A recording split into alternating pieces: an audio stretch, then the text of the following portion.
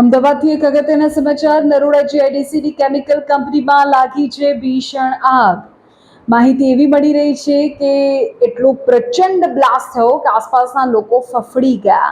2 કર્મચારીઓ ઇજાગ્રસ્ત થયા હોવાની જાણકારી છે. સારવાર અર્થે હોસ્પિટલ ખસેડાયા છે.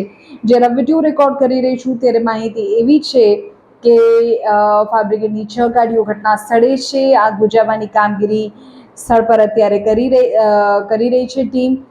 એક કેમિકલ ફેક્ટરી કે જે નરોડા જીઆઈડીસીમાં આવેલી છે ત્યાં ભીષણ આગ ફાટી નીકળી અને એટલી ભયાનક કે દૂર દૂર સુધી માત્ર ધુમાડો જ જોવા મળતો હતો.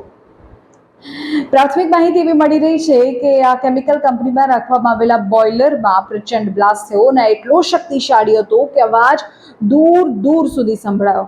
આસપાસની કંપનીઓમાં કામ કરતા કર્મચારીઓમાં નાસભાગ મચી ગઈ. એટલો પ્રચંડ બ્લાસ્ટ થયો. બોઇલર ફાટવાની સાથે જ આખી કંપનીમાં આગની જ્વાળાઓ ફેલાઈ ગઈ હતી. માહિતી એવી છે કે આ દુર્ઘટના સમયે કંપનીમાં હાજર 2 કર્મચારીઓ બ્લાસ્ટની ઝપેટમાં આવી ગયા અને તેઓ ગંભીર રીતે ઇજાગ્રસ્ત થયા છે. ઇજાગ્રસ્ત કર્મચારીઓને તાત્કાલિક નજીકની હોસ્પિટલ સારવાર અર્થે ખસેડવામાં આવ્યા છે. આશા રાખીએ કે તેઓ જલ્દી સ્વસ્થ થઈ જાય અને અન્ય વધુ કોઈ ઇજાગ્રસ્ત થયાનો આંકડો સામે ન આવે.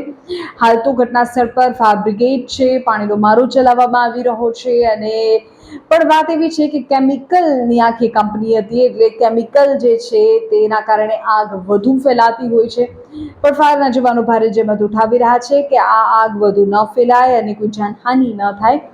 હાલ તો ત્યાં કોઈ અન્ય ફસાવ છે કે નહીં તેની ખાતરી ફાયર વિભાગ કરી રહ્યું છે અને બ્લાસ્ટ કયા કારણોસર થયો છે તેને લઈને પણ આગામી સમયમાં તપાસ થશે. પણ અત્યારે પ્રાથમિકતા જાનહાનિ ન થાય તે છે અને લોકો જો અંદર હોય તો તેને સુરક્ષિત બહાર કાઢી શકાય અને જો ઇજાગ્રસ્ત છે તેઓને વહેલામાં વહેલી તકે સારવાર આપી શકાય તેવી છે.